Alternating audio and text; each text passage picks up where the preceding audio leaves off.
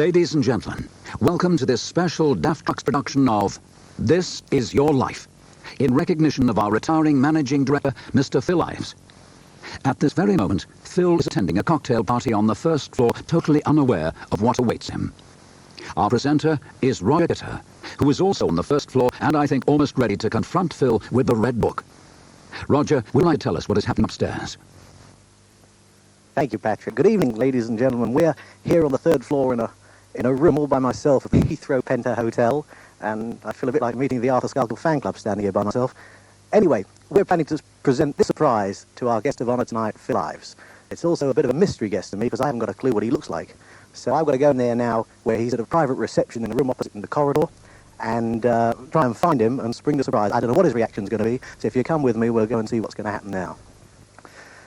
As I say, I've never met the man, and this is a live show, I want you to know. Well, here we are. We've got to try and find him. Good evening. Good evening, ladies and gentlemen. Mr. Ives. How are you, sir? My name is Roger Kidder. It's nice to see you. Nice to see you. And just to say to you that Phil Ives, Managing Director of DAF UK Great Britain Limited, a little surprise for you, because tonight, this is your life. Oh my goodness, well, at least he didn't hit me, did he? No. If you'd like to come downstairs with me, sir, with your good lady wife, Nell, I believe it's you. Nice to meet you. Come downstairs, we've got a few surprises for you down in the studio below. I'm sure everybody will come down and we'll have a few drinks afterwards. Do come with me. Yes, we're off. That's it. Collared. Oh, that's good. Well, there you are. And Chris, you said it hit me. I don't believe it. No, well, Chris, he's conditioned me over the years to never being surprised at anything that he Thank you. Please take it. I'd like to sit here now. Phil?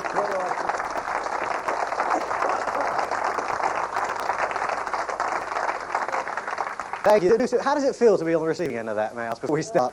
Interesting. Interesting, yeah. Now, I must tell you, because they actually don't do This Is Your Life live now. I don't know whether you know that, because too many people have told anyone to do with the Red Book. And no, this is honestly true. I don't know whether you know, when they record This Is Your Life, I'll just tell you this little story. When they record This Is Your Life, they do 2 shows in one night with 2 different subjects. So you may see one month, and the other one won't go out for about 3 or 4 months. And the first show in the new series, I mean, I know it's supposed to be a secret, but I must tell you, because I went to the recording of one.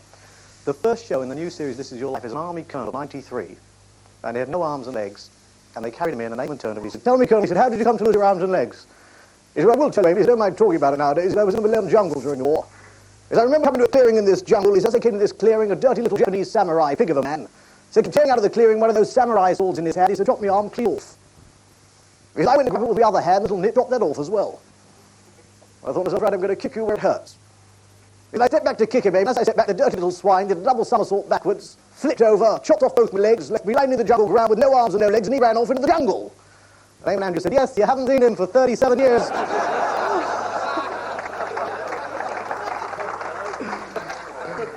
But tonight, Phil Ives, businessman, motorcyclist, and amateur sailor. This is your life. It all began some 60 years ago in Warmit on the south bank of Cambridge. Your parents hailed from Leeds but moved to Warmit, and your father worked for a company called Boyles & Son in Dundee. That's what I first thought when I read it. With your father worked a man named Tom Taylor, who had 2 sons, Tom and Alan, and they grew up with you. Tom, who was nearer your age, became a great chum, and you spent many happy hours together. Here we have a picture of you. Isn't that Ducky, yes? Obviously very much into water sports, and although Tom cannot be with you tonight, he does have a message for you on this special evening. Hello, Phil. Nice to speak to you again. Just looking back to our childhood days, do you remember the time we used to go fishing at Scroggy Side? We used to throw the lines out, stand there and hope. You were quite an inventive sort of fellow at that time, and that wasn't enough for you. You put yourself to me, made the frame, and you covered it in tar canvas. Quite a method of job too. You took your lines out, lowered them down, and you attached them to buoys. 24 hours later, or the next day, wherever it was, you went out to find out what luck you got. It was all very interesting. Not to look back. Anyway, Phil and Helen, I wish you both the very, very best of luck in your retirement. And having seen the house you're going to in St. Maud, I'm sure you're very, very happy there. Bye. Thank you, Tom Taylor. You come back next week, Phil, I'll tell you what the hell he said, because I don't know. And although Tom is not here tonight, his younger brother and godfather to your son Keith is. Come in, Alan Taylor.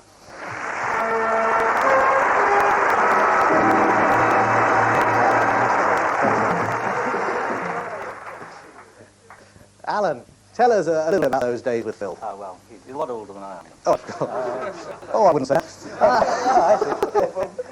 No, the days when we went to with your father's car to Crail and Hanslow with buckets and spades. He may not remember it, but I remember it. He kept on kicking my sandcastle down with my brother.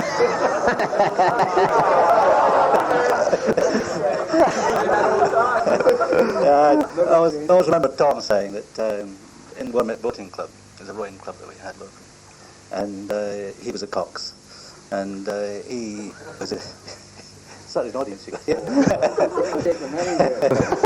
I remember he won the Cox's double, and his prize was a pocket watch from Marks and Spencer's. Look, that is it. That's marvellous. You're going to do more from tonight, I hope. Certainly, yes, he will. Phil. Phil, congratulations. Thank you, Tom Taylor. Alan Taylor.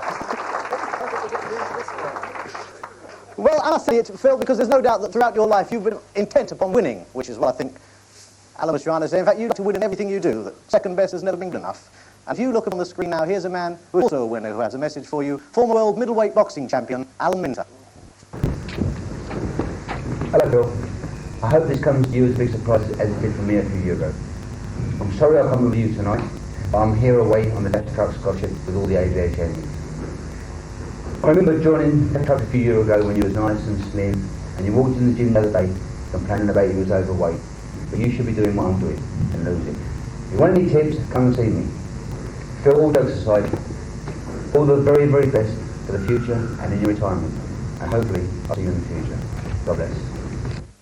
Thank you, Alan Minter. Well, Phil, returning for a moment to Warmint and some of the people who were part of your earlier life. For instance. On board your bike, thick size. Yes. You recognise that with the 3 words, Phil. You recognise it immediately. An old friend of yours, a man you affectionately called the Mountain Goat King. Come in, George Noakes.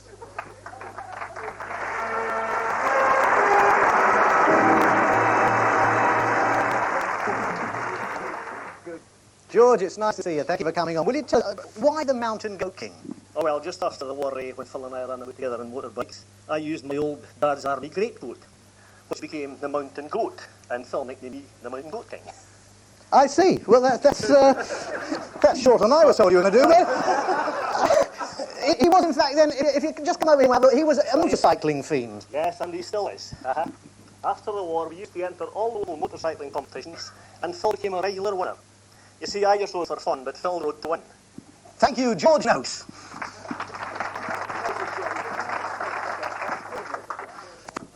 Phil, you rode to win. Again, that urge to win. What is it with you? I mean, well, for example, if you watch the screen, here's a message from a man you know very well, former world motorcycling champion, Barry Sheen. Hi, Phil. Hi, Nell. Hope you're having a good time tonight because you really deserve it. I bet you're sitting there eating and drinking. And here we are. I'm sitting in the workshop on this wonderful machine here. And don't panic, it's not my 1985 bike.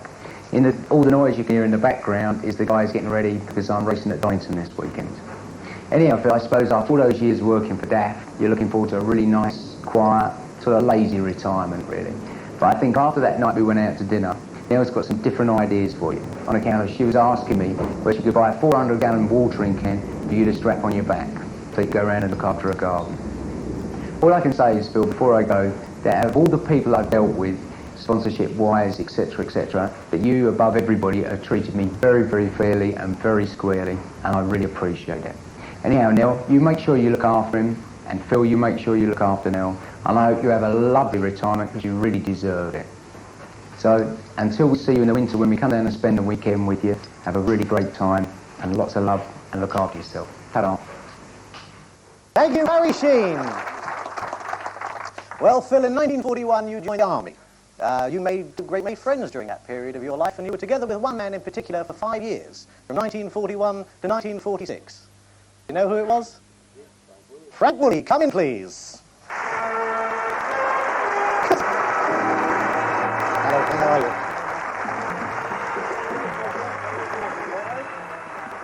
Well, Frank, what are you going to tell us about this character?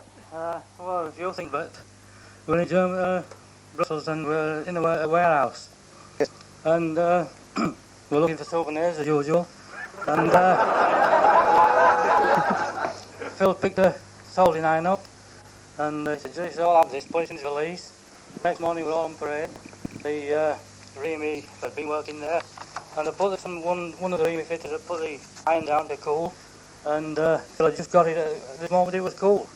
So he picked it up and he was handed back. He lost his soldering iron. Well, thank you, Frank Woolley. One Sunday afternoon in 1949 in Warmit, you spied a pretty girl sitting a wall with a friend. He was 19 and called Nell.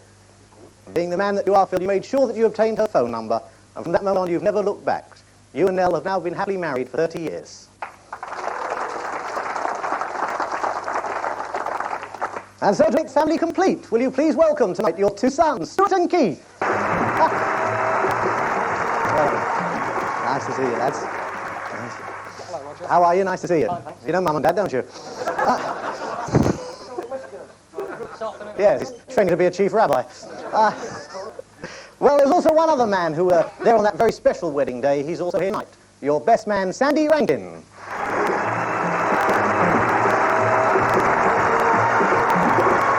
Sandy, nice to see you. Sandy, come here, sir. Tell me now, as best man, was it a grand wedding with a grand honeymoon? A grand wedding, grand honeymoon. How long was the honeymoon, tell me? 3 days. Well, that seems rather short for a honeymoon. We had to go back to work again at Dagenham. You had to go back to work. Well, thank you, Sandy Rankin. Well, Phil, and I know what I'm doing. You moved to Upminster and stayed with Ford for 16 years.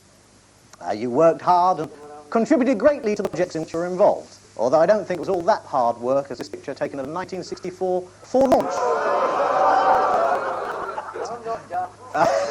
Why are the glasses steamed up? But joking aside, there's one man who is totally aware of your contribution during those years. Unfortunately, he couldn't be with us tonight, but here's a message from Sir Terence Beckett. Hello, Phil. Good evening. I'm sorry I just can't be with you tonight, but I didn't want to let this occasion pass without telling you how very much I appreciated what you did for us in Ford Motor Company some 20 years ago. And for those, you know it full well, but as far as your audience is concerned, let me tell them that you were the man who in fact was in charge of the whole of our cost control on the development of the Cortina car. And this first Cortina and its successors have of course sold 4 million copies in the last 20 years. It was the best-selling car in Britain for the whole of that 20 years, had an absolutely splendid profit contribution that it made to the Ford Motor Company. But your contribution in handling all of those costs during its development was absolutely crucial to its success. But you and I have got many other memories. You later on went to become manager of our power units planning, and you and I had some very difficult sessions in America, selling these programs to our American board at the time, you'll remember, when we were expecting Britain to be a member of the common market, and President de Gaulle turned us down. In all of these, I've just got to say to the other people present that Phil Ives was the very, very best man, I'll tell you, to go alongside with into the jungle. Phil, I do wish you a very happy and long retirement, and it has been one of the greatest pleasures in life knowing you. Thank you, Sir Terence. Well, Phil, there's another man that you first met at Ford when he was a journalist, and who later worked for you, I beg your pardon, at Volvo. He's here tonight. Will you come in, Ron Peter?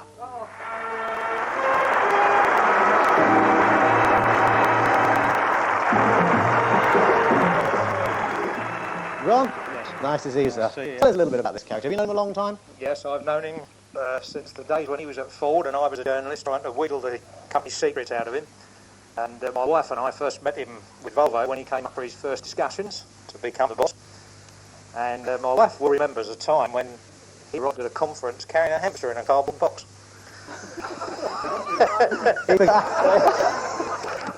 he had his youngest son's hamster and he carried it around the hotel in this cardboard box.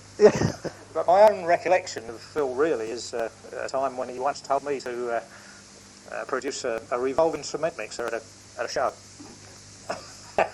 And this went on, and I couldn't do it because it was too dangerous. People would get their fingers caught in it and all this sort of thing. And consequently, when the show day came, the thing wasn't turning.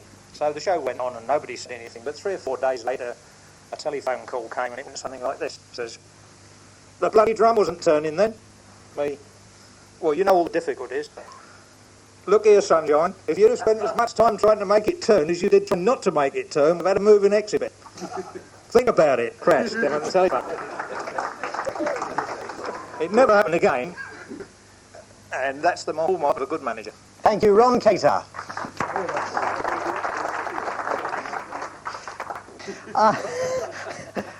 I believe, Phil, that in 1978, in January that year, you received a phone call.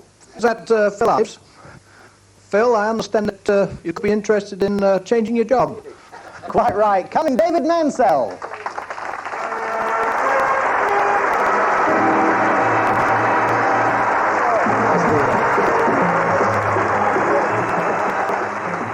Well, David, tell us about this new character you took on. Well, we were looking for someone to take over the reins of Daft GB, and I remember my first discussion with Phil. He said he knew something about banking, but he also knew something about motorbikes. I thought, well, that's a pretty good combination. So anyway, we knew at the same time that the Italians were after him, but I'm very happy to say that he chose to go Dutch rather than join the mafia, or whatever it is. But anyway, at the end of the day, when I started the thing in the UK, the man that really did the job here and brought it to the success today is Phil. He did all the real hard work. He had the real tough job to do, and he's done a tremendous job. Congratulations, Phil. And thank you, David Mansell.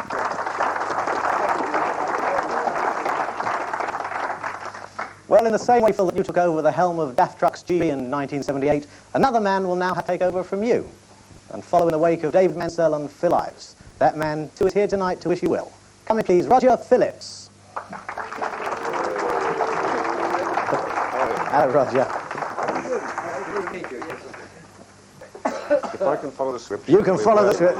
If you follow the script, you'll be well in with me, mate. I promise you. I've been watching from above. It's different, isn't it? Yes, it is different. Well, Phil, all I want to say is that ever since you first joined Daft Trucks, you've been promised myself and, of course, our wonderful sales team, some of whom are out there this evening, a case of champagne when we broke into Suttons of St. Helens. Well, no matter how good sales were, you always made mention of them, and I want to say that just because you were retiring to Cornwall does not in any way mean that you will not be expected to keep that particular promise. And I wish I could as well, but that's another question. And if my friends are out there from the Lancashire and North West Territory, perhaps you could help me out of a very serious hole. But seriously, Phil, we in the industry have a very high regard for yourself, and you have actually contributed to the industry, and all I can say is, well, thank you very much indeed. And thank you, Roger Phillips.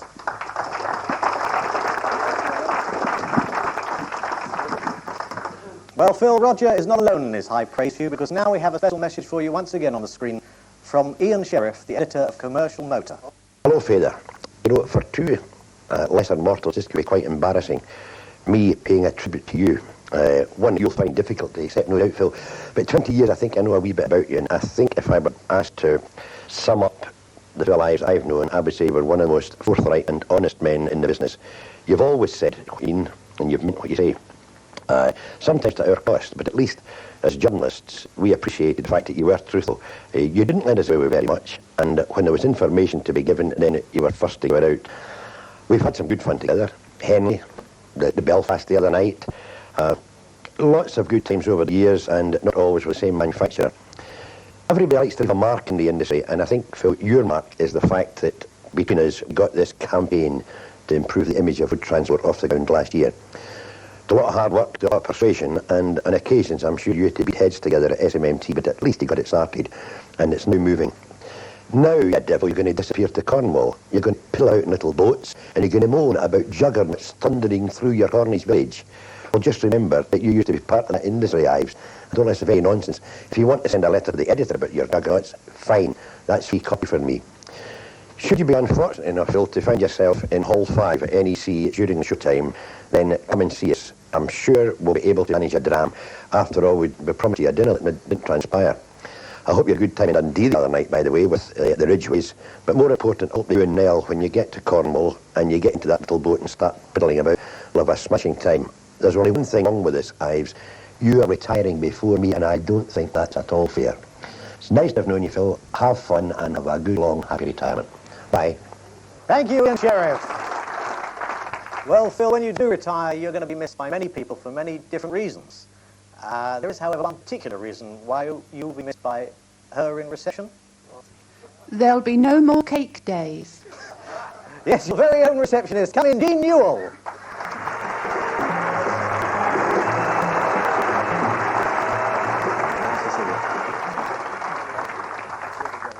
Jean, come stand here, my darling. Do tell us, what is a cake day?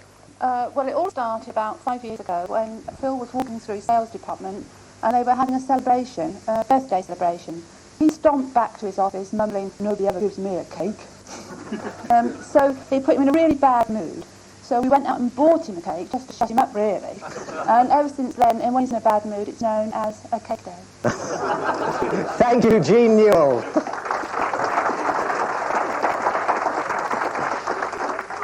Well, Phil, it's time for your final guest, and as you know, I know you're fully aware the final guest in This Is Your Life is usually a relative, friend or business colleague that you haven't seen for more than 20 years and who's been flown in especially from Australia, California or some other similar location. Well, tonight is no exception. Direct from Billingham. Yes, from the North East Daft Trucks, Mr. Bill Beadnell.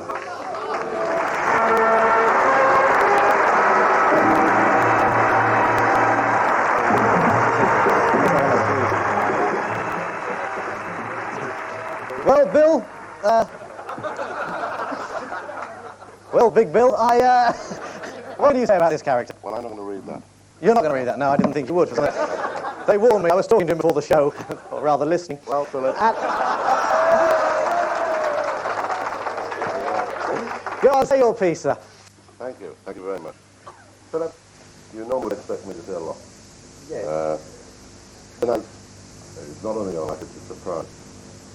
I've only two things to say, Philip. One is an apology, because for years I thought you were a pure Scottish person, and I'm delighted to learn tonight that you're not. But more seriously, Philip, like Winston Churchill, in his time, you have been the right man at the right time. You've done an absolutely superb job. I've enjoyed working with you. Never seen a calmer and more controlled man in my life.